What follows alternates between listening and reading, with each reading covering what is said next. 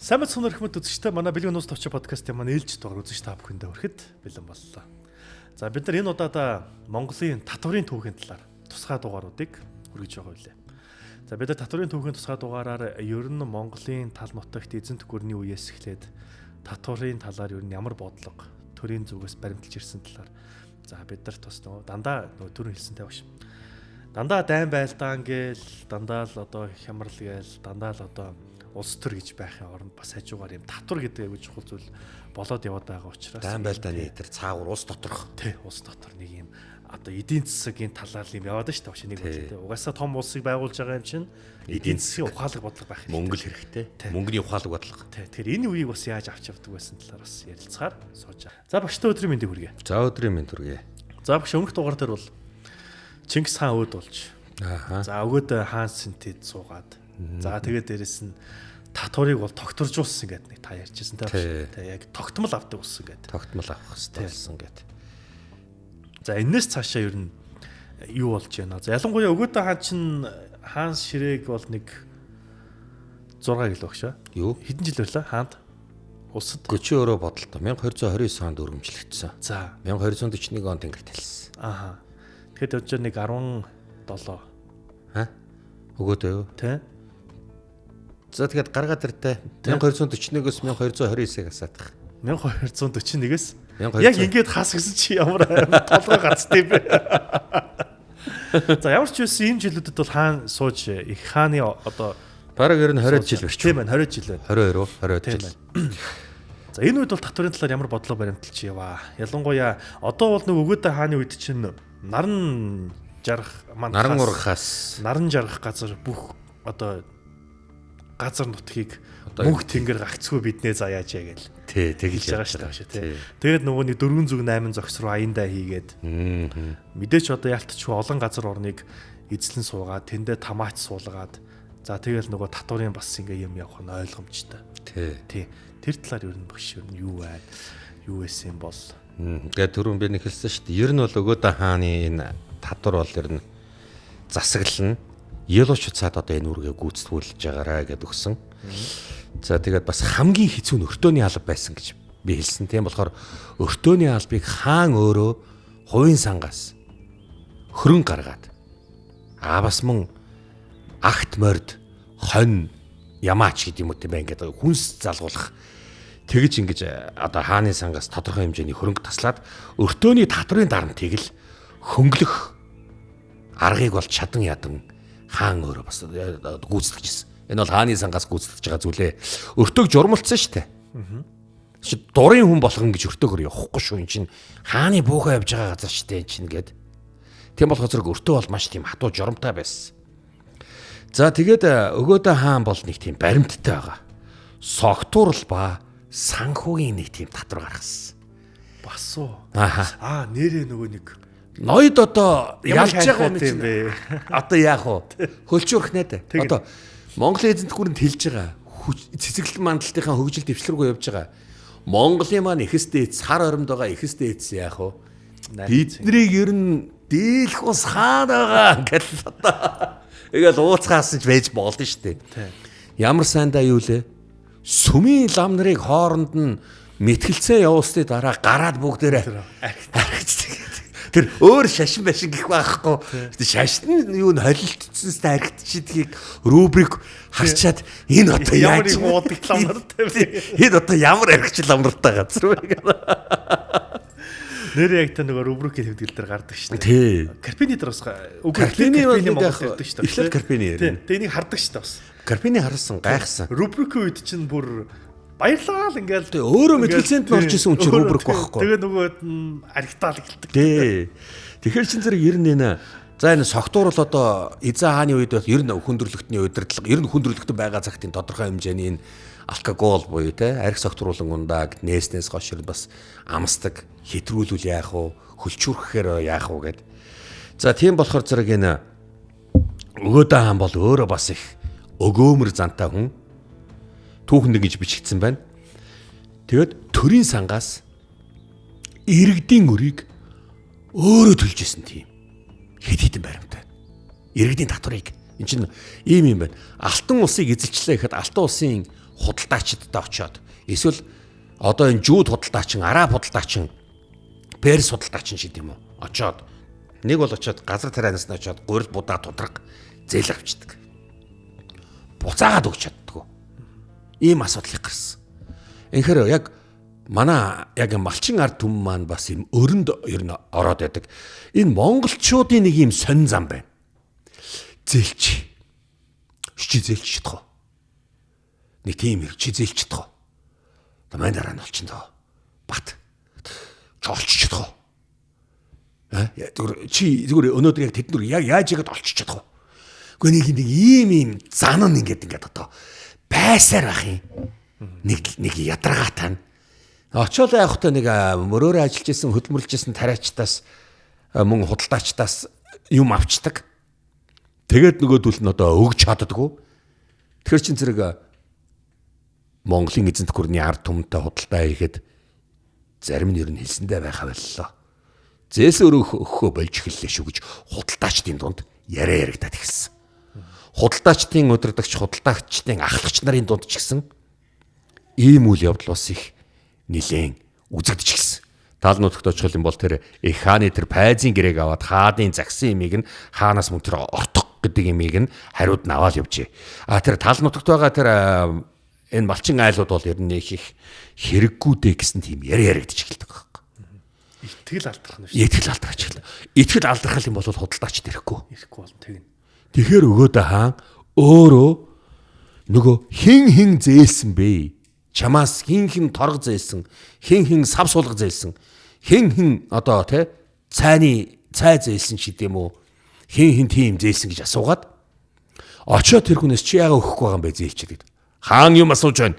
Хариулчи гэл тэгэхэл үгүй хаант минь яахааргүй тэр үед хэрэг болоо тэгээд одоо зовлонгоо тоочоод өвдөг сөгтчөөл учир зүг уйлгэн жилдэж хаана дээшээ харж болохгүй ч хаан руу харж болохгүй шүү дээ.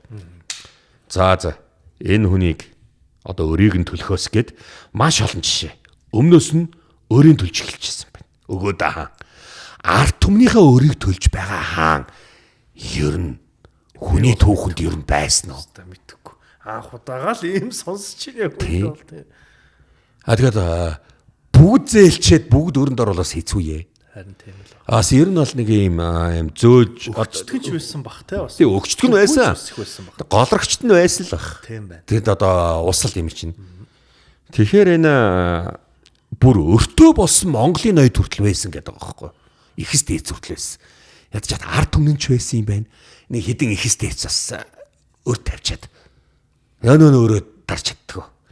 Тийм болохоор зэрэг өгөөдөө хаан одоо за энэ одоо алт улсын тариачдад алт олсон худалдаачд болон одоо энэ хорооны замын худалдаачдад ийм өртөө болсон учраас энэ Монгол ноёдын өрийг улсын татврын хорлохоор хаагаас харгалах гээд бүгдээрнгийнх нь өрийн төлөөд одоо манай Монголд миний улсад та нарт өртөө худалдаачдад өртөөд нэгч ноён байхгүй нэгч жирийн малчин байхгүй шүү. Улсын сангаас хааж исэн байгаа. Улсын сангаас төлж хааж исэн тийм баримт байна. Төрийн мөнгөөр иргэдээ аврах эхний алхмуудын нэг нь энэ байжээ гэж түүхэнд өвчтсөн байна. Яг хаа тэгээд одоо дураараа дур гэж дунд чөмгөрөөж иргэж жаахан цамаантсан юмнуудаа бас за нэг хаацайлж хамгаалсан аргач байж магадгүй болох юм бас нөгөө талаар нь ярил л да. Гэхдээ энэ бол түүхэнд төрийн мөнгөөр иргэдээ аврах эхний алхмуудын нэг нь байсан. Тэгсэн чинь их хаант минь танд төрийн сангийг одоо зохицуулж байгаа ялуучцаа бараалахыг гинэ. Наашнаар болоодах. Их хаантан энэ өдрийн амар амгална уу? Амар амгалаа. Тэргүүн төшмөд юу болов? Яагаад надад бараалах хэрэгтэй болов?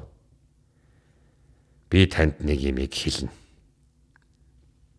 Энэ юу вэ гэвэл төрийн сан хоосрох эрсдэлд орлоо. Та энэ байдлаараа дахиад ингээд өр тавьсан ноёдын ардын өрийг төлөх юм болвол төрийн сан одоо хоосорно. Манай Монголын эзэнт гүрний төрийн сан хоосрох гээд байна. Их чанжид, их цэргүүд хаан хүүдийн байлдан дагуултаас ирж байгаа энэ их хуримтлал талаар болж салхинд хийсэх гээд байна. Их хаантан та хоёр хүч нэгийг тунгаах байлгүй дээ. Бодож ачаам уу? Юу гэнэ? Сан тэгээ дундарч дундраагүй. Дундаас бүр доошсон. Энэ үйлрээ ингээд хоосрно. Чи надад ямар зөвлөгөө өгмөр вэ? Одоо энэ төрийн санг хоослохгүй тулд эзэнт гүрний төрийн сан хоосорч болохгүй. Эрдэнэсийн сан хязгаартай. Яаж чи надад зөвлөгөө өгмөр вэ? Ялууч уцгаа. Хэлээч. Татврын хяналтыг чангадах. Үүнийг би танд байнга сануулгаас аргалах. Татврын хяналтыг чангадах. Ойлголоо. Хааны эрдэнэсийн сан гэлээ болгосон яндаж баршгүй далаа шиг юм биш л дээ. Альва эрдэнэсийн сан, альва хуримтлал, альва их мөнгөдөө, бага мөнгөдөө байх хут чинь мэдээж хэрэг дуусгаа хөрвөл дуустдаг л байхгүй юу? Дуустдаг л баялаг шүү дээ чинь. Тийм болохоор ялуучуцаа түнд татврын хяналтаа чангадаг. Ингээд татврын хяналтыг чангадах хууль их хаан их ёс туйланд зарлигдчихэ. За, татврыг цуглуулах зөвлөл гэж одоо бий болгосон байна. Татвараа цуглуулах зөвлөл. Өгөөд хааны үед татвар цуглуулахаас өмнө бүх орон нутгийн удирдлагуудаа дуудчихлээ. Одоогор жоохон жишээ дэрчээ. Орон нутгийн удирдлагууд. Тэгээс одоо улсыг энэ тэнэгээ томилогдсон байгаа ноёдуудаа дуудахгүй юу? За тэгээд бас мөн ортог худалдаачд. Энэ юу гэсэн үг вэ? Хаад болон эхэстэйцийн загсын юмыг авчирж өгдөг худалдаачд ч тийм ортог худалдаачд. За яг эднүсийн дунд зөвлөлдөх уулзалтыг заавал хийдэг. За одоо татвар авах гэж байна. Татврын хууль одоо батлах гэдэг. Тэхийн тулд татвар хураагч болон энэ ортог худалдаачд одоо яах гэж байна. За Арабын худалдаач, Персийн худалдаач, Жүүдийн худалдаач худалдаачдын ахлагч та. Та бүхэн ямар худалдаа? Их хааны өргөнд. Хар хоримдох Түмэн амгалангийн ордон Өгөөдөө хааны өргөнд ийм хуралдаа бас болчихсон гэж байгаа түүхэнд. За тэгэхээр татврын хэмжээг бодтоо тогтоохын тулд ард иргэдийг бослог гаргахаас сэргийлэхийн тулд бид нар ингэх ёстой гэдэг ийм өөрчлөсөн арга хэмжээ авч байгаа байхгүй. Хит их татвар татаж болохгүй яг ингээд яах хэрэгтэй. Гэтэ та байнгын татвартай байгаа. Тийм болохоор зэрэг бид нар худалдаа байнга ашигтай байхгүй. Нэг өдөр бараагаа зарах байтугай бүтэн сар бараагаа зарч чадахгүй ч үе байна. Бараа дарах үе бас их гарч ирж байна. Эн чинь тухайн улсын ард түмний энэ одоо дэлхийн ертөнцийн харьцаж байгаа худалдаачдын хэрэгцээ. Тэгээд ч одоо Монголын эзэнт гүрэн дайны байдалтай байгаа болохоор торгоны замын худалдаа бас саармагжих тохиолдолд орж ирээд байна. Их хаантай минь та одоо энэ талаар ямар бодолтой байна? За ингэж асууж байгаа байхгүй. Энэ үнэн. Монголын Өгөөдөө хааны үед чинь одоо дайн байлдаанд яваад байгаа шүү дээ. Тэгэхээр яаж ийн их замын худалдаа саармагжих алтан улсыг эзэлсэн. Алтан улс чинь сүн улстай худалдаа хийдэг. Сүн улс руу дайрч байгаа. Сүн улстай байлдаж байгаа. Сүн улс чинь өөрөө болохоор зэрэг яаж ийн урагшаага Анаам, Чампа, Кихмери хаан тусуудтай мөн Япон буюу наран улстай энэ яг тэр худалдаагаа хийцгээж байгаа байхгүй. Тэгэхээр эднүсийн худалдаа руу очихын тулд яах ёстой? Дайн хийгээд байгаа шүү дээ. Гэхдээ эдгээр чинь айгүй том худалдаа хийж байгаа. Бас бүтээн байгуулагч нар монголчууд алтан улсыг эзэлсэн, төвд хөхнуурыг өөрийн мэдэлд оруулсан, тангадыг эзэлсэн, хаарлуугийг эзэлсэн гэдэг хорезмыг эзэлсэн гэдэг яваад байгаа мөртлөө бас нэг юм дотоодын бас энэ худалдаачдын хоорондох юм зөвлөгөөн болоод байгаа байхгүй. Хэдийгээр ийм том газар нутгийг хэлсэн ч гэсэн асуудал бас их байна. Одоо яах вэ гэд. За тэгвэл энэ болгонд нь таарч тохирохын тулд ингэх хэрэгтэй байна гэж их хааны зайлиг бас бууж исэн. Ингээд Чингис хаан эзэнт гүрнийг байгуулсан бол Өгөөдөө хаан түүнийг ажилуулж эхэлсэн хаан байлаа. Наа чи ёстойгоо юу гэнэ вшээ те. Нөгөө нэг тэлхэл Чингис хаанд одоо тэлээд бэхжүүлээд ирэнгүүт нөгөө дотор нь байгаа системийг нь одоо ингээд угсраа тэрийг ажиллуулж эхэлсэн. Яг зөв. За зөвхөн цэргүүдийг хардаг байсан байна. За цэргүүд манд байлдаад их гоё юм олзлоод үрээд ирэх юм байна. Одоо цэрэгтэй л найдаа. Одоо манай цэргүүд чинь юм одоо. Одоо энэ одоо гадаадын сайхан супермаркетуудыг тоноод төлбөрөөлөхгүй аваад ирж байгаа шүү дээ. За ер нь олз олоод ирж байгаа шүү дээ. Хамгийн гол. За цэрэгтэй л найдаа гэдэг байсан байна. Тийм болохоор зэрэг энийг цэрэг хардаг нүд гэж нэрлэдэг байсан байхгүй. Чи цэрэгтэй өнгө чинь бас олзоо мөгтөл болох гэж явж байгаа шүү дээ. Байлдаж гэж явж байгаа шүү дээ. Тэр чинь нөгөө нэг юугаа авна шүү дээ өгшөө. Олз омгоо болчиход тэрийг бас арга ирээд хийж яадаг. Арга иртэй орлогын бас үүдээ нээдэг. Тий. За ер нь миний танаас сонссон хамгийн амар цэргийн орлого бол нөгөө хуршаахыг. Тий. Багдадыг. Тий. Дамаск тий. Мянган тэмээн дээр биш ээ. Мянган илжиг дээр тий. Алтачаадах гэдэг. Тий. Тэр чинь дараа нь бод тэр их алтыг одоо яаж зогцуулж ингээл эргэлтэнд оруулсан юм бол таа гэд бас. Тэр бас лайхтар байгааз. Тэр бас одоо их тийм бүдэг бадаг төг байгаа ш. Тийм болохоор зэрэг өгөөдөө хаан цэрэг хардаг нүдийг гэж хэлж байгаа байхгүй.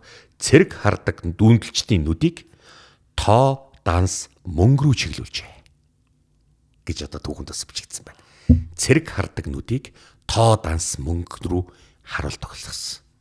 Өгөөдөө хааны үед Монголын төр анх удаага мөнгөөр засаглах ухаанд суралцжээ.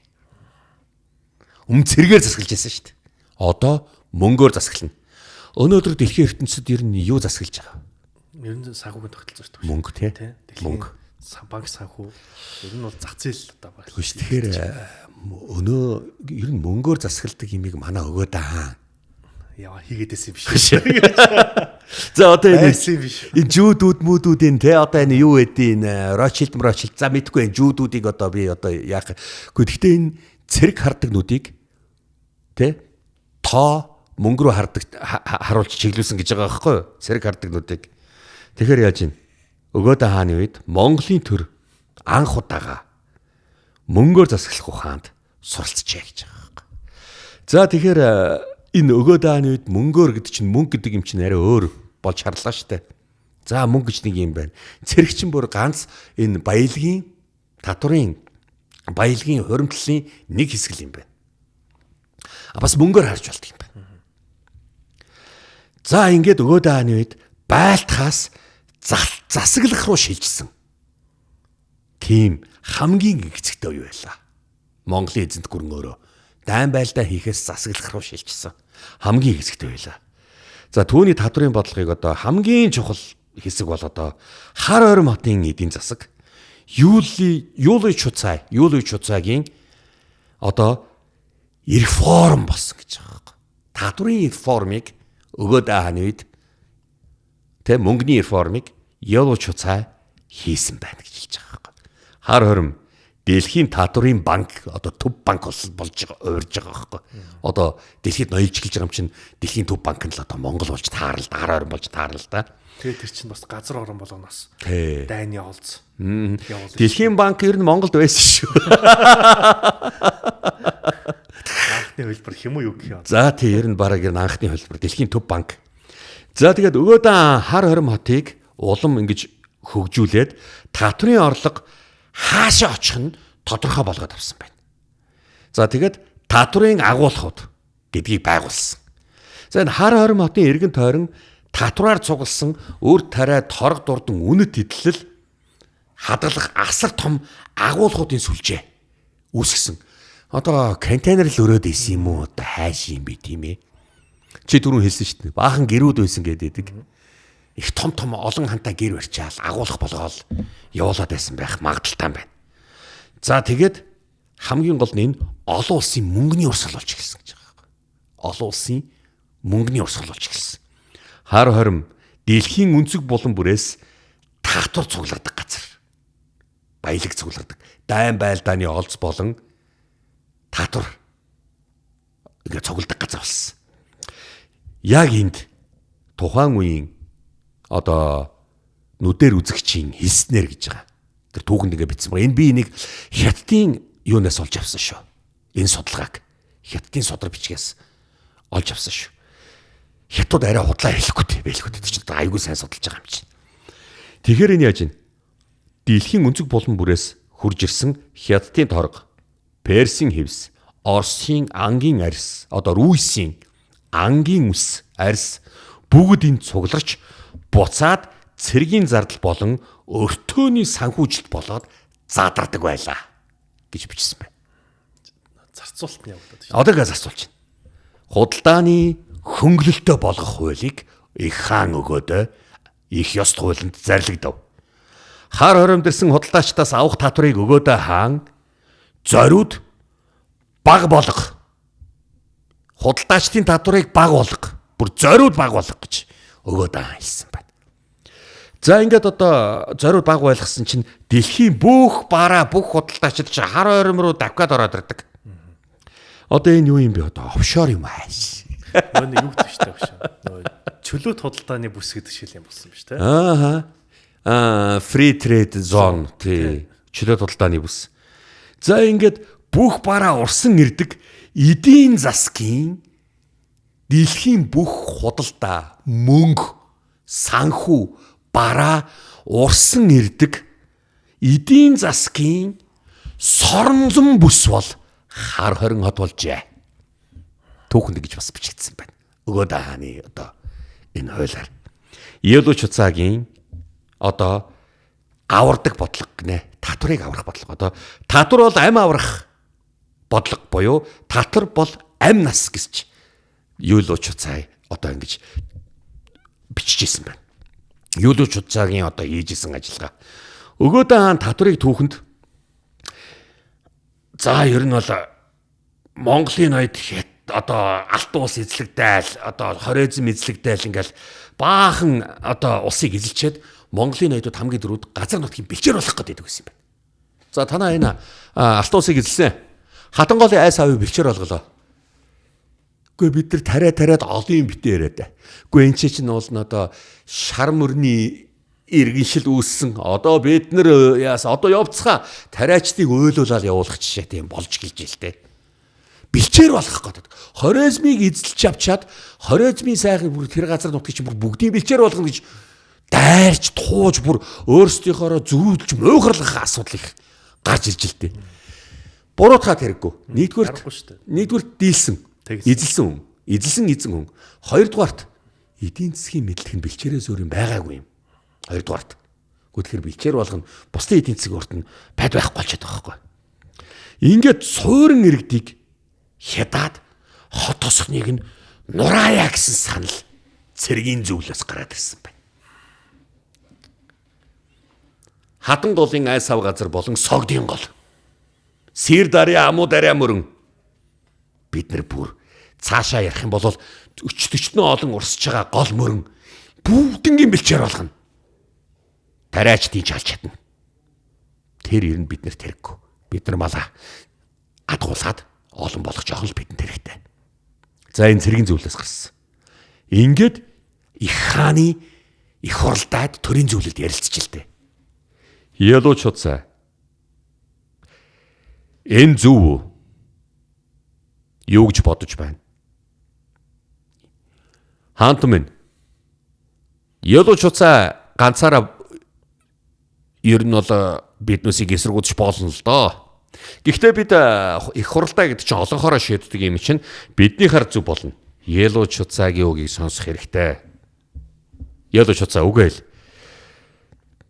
Та эдгээр иргэдийн амь насыг үлдээгээд татвар тогтоочих юм бол жилд 500 мянган лам мөнгө, 80 мянган боодол торго, 400 мянган шуудаа үр тариа авч чадна гэж багаар батхад авч чадна гэж би танд батлан хэлж чадна.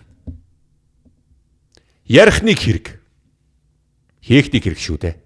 Тэгвэл бүх данс тооцоо. Би өдөржин шинжин битсэн. Энэ хаант минь. Их хаан өгөөдөөгийн өмнө Елуч цаа данс тооцоо үзүүлжээ. Багаар отходоо. Чи зөв тооцоо гарсан биз? Энэ тооцооноос их гарна бодит дээр Би багаар батгал ингэж гаргаж байна. Хэрвээ дутуугаар бол та намайг цаацалж болно. Хаан тамаа. Ойлголоо. Тухайн улсын иргэдийг аж ахуйд нь халдахыг хориглолоо. Тэдний газар нутгийг хүчээр бэлчээр болгохгүй. Зөвхөн татвараар засаглана. Харин та нар өшөө цаашаага дайн байлдаанд үргэлжлүүл. Тэр уулын үгдийг дарах юу болов? Чормагны жанжинтай очиж нийл. Ахмад үүдийн аян дайнд очиж зүтг. Харин улсын дотоод асуудлыг ялууч уцаа шийднэ. Гэхдээ алтан улсын жанжин байсан хүн дөө бүгд чимээгүй. Миний улс бол цэрэг иргэний ардчилтай улс болохоос биш. Цэрэгийн засаглалтай улс биш. Цэрэгийн зөвлөлийнхэн гарч болно. Ялууч уцаа. Зүг гэснэ. Би танд итгэж байна. Танд чин зүрхний угаас талархаж байна. Хаантан байна. За ингээд ялууч уцаа яг бүхэл бүтэн ард түмний амьдралын аж ахуйд бүр аимшигтай ингээд хөндлөнгөөс оролцож байсан асуудлыг ингэж зогсоочсон. Ялууч уцаагийн хэлсэн үг үнэн байсан. Үнэхээр 500 мянгаас их тэдээс их өр тариа, тэдээс их торго дурдан, тэдээс их тийм юм үнэхээр авсан. Өгөөдөө хаан ялууч уцааг зөвшөөрснөөр анх удаага татварын төлгөө гэдэг юм баталсан байна. Энэ сая хүний амийг аварсан түүхэнд хамгийн үнэтэй татварын шийдвэр байлаа. Татвар бол амнаас. Бас яг энэ бодит зүйл бол болсон байна. За ер нь бол татвар цуглуулалтын хатуу ба зөөлөн арга гэдгийг одоо бас ялууч уцаа бас боловсруулж их хаанд өргөн барьсан. Үүнийг Махмуд Ялавач болон маш олон татварын одоо хүмүүс том мэрэгд цэцдүүдтэй зөвлөж жагаад гаргасан байна. За тэгээд өгөөдөө хаан чинь нэг татвар цуглуулалтаа хоёр өөр философи буюу хоёр өөр санаа байсныг ингээд нэгтгэжгээд авцсан юм байл та. За энэ бол хатуу зөөлөн. За зөөлөн гэдэг нь бол ганцуд болоод л тийм ээ. Эсвэл дайн болоод ард иргэд ингээд туйлдаал тухайн жил одоо бүр болохоо байлаа шүү дээ. Их хааны зарлаг. Далай хаан өгөөдөө зарлаг. Энэ жил ганцуд болсон учраас миний улсад амьдарч байгаа бүх иргэдийг үндэстэн, ястан, гарал угсаа үл харгалзан бүтэн жил татвараас чөлөөсүгэ. Ганцхан монголчууд чөлөөлөгдөхгүй байх нь шүү дээ. Миний улсад надад захирагдаж байгаа гэж байгаа байхгүй. Ган болоход тариачид ган болцохоор чи тариагаа яах юм бэ? Татвараас чөлөөл. Над малчид чи яах юм бэ? Татвараас чөлөөл. Тийм богоц. Энэ чинь бүтэн жил татвараас чөлөөлдөг. Үүнийг их хааны зөөлөн бодлого. Татварын зөөлөн бодлого гэж нэрлэдэг байна. За ингээд яаж ийн ард иргэдэн туйлдсан байхад тэр жилийг татвараас бүрэн чөлөөлдөг. За нэг ийм үг байна бас. Иргэд баян бол төр баян гэсэн зарчим баримтлана гэж хэлсэн байна. Хөөш би энийг биш тий. 1937 онд манай Монголын шинэргэлтийн бодлогын эцэг ерөнхий сайд байсан тэр одоо Пичдийн Гиндангой иргэн нь баян бол төр нь баян байна. Улс нь баян байна.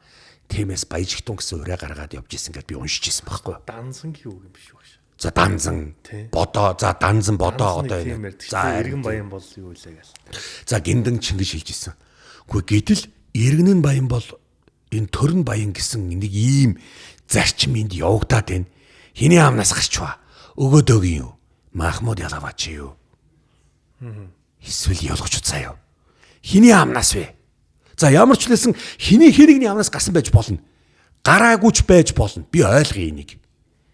Би нэг ойлгоё. Гэхдээ ийм зарчим явагдсан. Ард иргэдийг туйлжуулж болохгүй, ядууруулж болохгүй. Ард иргэд тодорхой хэмжээний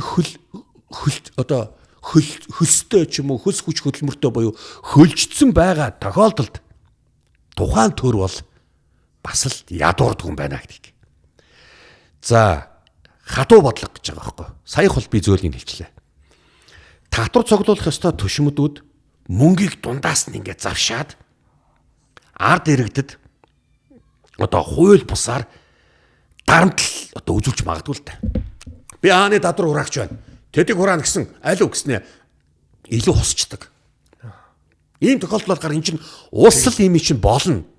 Нэг сайхан гоё амар жимэр сайхан жаргацсан бүх ард иргэдний шудраг модраг өстө батарааны гэсэн бол байхгүй. Эн чинь хүн л юм чинь эн чинь хийн. Албан тушаалаа ашиглаад хийж л тараа. Хүн л юм чинь. Ингээд нөгөөдөл чинь бас нэг төшмөдүүд татврын төшмөдүүд чинь томилогдож байна. Өш. Татвар хөөе нэг хувийн аваа гэсэн. Нагдынхаа нэг л хонийн аавна гээ. Хоёрыг авчаа. 8 үлдээч. Нэг хонийн хоёлыг завчиж шийд. За зүгээр үлгэрлэн ярьж байгаа шүү. Зүгээр жишээ олгож хэлж байгаа шүү. Энэ байтугай юм болсон баг цагта. Тэгэхээр яасан? Ингээд нөгөөдөл чинь хооронд одоо ингээд завшчвал мэдээд авч одоо аюу амархан одоо хаа надаас тэгсэн штэ. Нэгийг авах хэвээр хоёрыг авсан штэ ч гэдэг юм ингээд татврын юундэ хилчдэг юм байна л да. За хийн ямар төшөмдүүд байсан гэд одоо энэ эднүс чинь бариад авдаг. За ингээд бүгднгийн төшмөдийг хянах тусгай элч нарыг нууцаар томилдог. Та нар ингээ өвцөмсөн. Тэгэхдээ төшмөдийг хянах тусгай элч шүү. Та нар татврын хатуу бодлогыг хэрэгжүүлэгч. Та нар жирийн ард түмнээс өөр ялгах юм байхгүй. Худалдаачид гар орчудаас ялгах юм байхгүй. Хэрвээ та нар төрийн тусгай гэдэг өөрсдөө ялгараад хувцалчих юм бол та нарыг бидэн та нар ард түмний дунд амьдарч байгаа дүрсгэн. Та нар ард түм надад хэн авилга авч байгааг яаралтай хэл. Зөвхөн надад их хаан өгөөдөгийн зарлаг. Мэдлээ их хаантай минь. Үнчээр зүтгэх болно. Тэгээ тийм хүн томилж яана гэдэг чинь тийм асуудал байгаа болол гэхдээ тийм юм гардаг л байхгүй. Тэгэхээр тэр энэ хадуу бодлогыг хэрэгжүүлэх одоо энэ төрийн тусгай элч төчмөд шүү дээ тий. Өөрөө сонгож таан хизээч өөрт нь хуурах, өөрийг нь хуурахгүй, хаан тудлаа хэлэхгүй. Өөртөө завшихгүй хүмүүсийг хаан олж авдаг байхгүй юу? За тэгэхээр энэ яаж ийн татврын хатуу бодлогыг одоо хэрэгжүүлэх тусгай элч нар гэсэн үг. За ер нь бол өгөөдөө хаан яг энэ элч нарын тусламжаар өөртөө иргэдийг аварж исэн байна. За энэ Төв Азийн нутагт Азийн маш том худалдаачид маш их өртөө болцсныг монголчууд татвараа төлж чадахгүй. Бүр чи өрөө төлж чадахгүй. Татвараа худалдаачдад чи өртөө болцсон юм чи өрөө төлж чадахгүй юм чинь чи биднэрт үйлчил үр хүүхдүүдэд эхнэр хүүхдэд агуулаад ирээд биднэрт тэдэн жил чи үнгүй ажиллаж өгвөл чиний өрийг цайруулна гэдэг чинь бас нэг тэгдэм биш үү? Чи надад яахгүй 5 жил жинт хийж өг.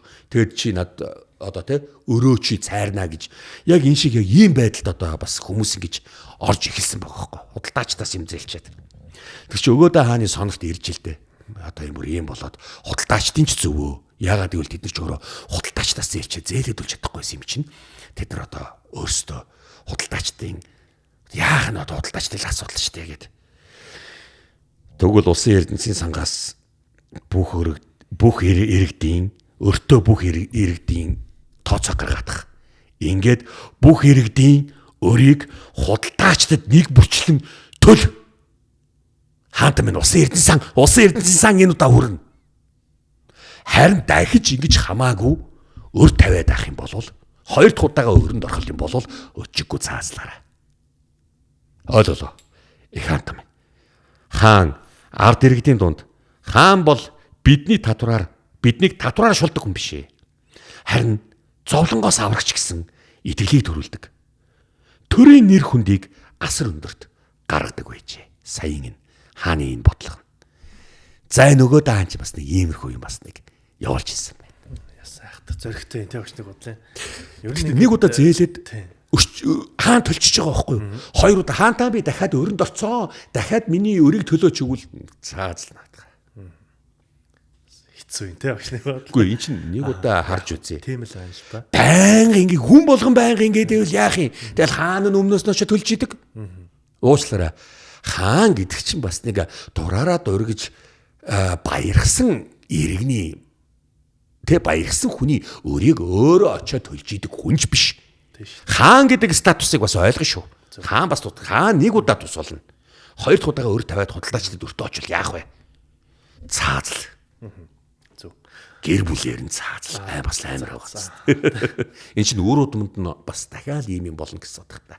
Муу үнцгийг одоо дарж гэдэг юм уу? Тас гэдэг. Иймэрхүү бодлого бас өгөөд хаан явуулж исэн байна. Энэ бол түүхэн баримтанд, татврын түүхэн баримтад одоо бичигдэж үлдчихэ. За ойлголоо шүү. Ер нь нөгөө нэг өгөөд хааны үеийн түүх гэхээр та бүхэн нөгөө ахмад төвөдийн аянда ярьсаар байгаа л ер нь явсан шүү дээ тэр үедээ. Тэгэд өгөөд хааныг архиулахсаар байгаа доо. Архиулсаар байгаа дуусах. Жаргал зингүүлсээр байгаа доо. Баахан баяр цэнгэл парти хийсээр байгаа. Шоу дуулсаар байгаа. Тэгээ нөх нь архинасаа болоод энэ мууддаг шүү дээ. Тий. За ямар ч байсан нэрэ бодод байсан чинь ахмад төвөдийн аяндан болоод ахмад төвөд Европ руу Алтан ордны цаашаа одоо нөгөө Будапешт, Унгар гал рицруудтай байлдаал. Тий. Яг Монголд юу болж исэн юм болоо гэдг нь бас өөрөө сонирхолтой. Тий, яг нөгөө нэг одоо Ахмад хүүдийн даан явагдаад байгаа шүү дээ, тий. Одоо явж байгаа шүү дээ. Сүм ус руу бас даан явагдаж байгаа. Өгөөд хааны хүүхдүүд явж байгаа. Ахмад хүүдийн даан ч явж байгаа. Энэ үед ард ямар татврын бодлого явагдчихсан. Ард тус тэр ямар дайны одоо хангамж яваад байсан болоо. Бас дээрэс нь тэр нийгмийн амьдрал ямар байсан болоо гэдэг. Энэ татврын түүх айгүй харуулж юм биш. Тэр бас ингээд нэг түүхийг бас ингээд нэг цаг хугацаанд олон газар болж байгаа бусад үйл явдлуудыг бас тань мэдхэд энэ подкаст хэрэг боллоо гэж би харж байна хөшөө. Тэгэхээр ямар ч байсан багштай их баярлалаа. За тэгээд үзэгчтэй манай татврын түүхийн талаар подкаст та бүгд таалагдсан гэж итгэж байна, бас найдаж байна. За ингээд энэ удаагийн нэвтрүүлгийг энэ хүрээ завсарлаа. Дараагийн дугаараар хэрэг уулзлаа. Баяртай.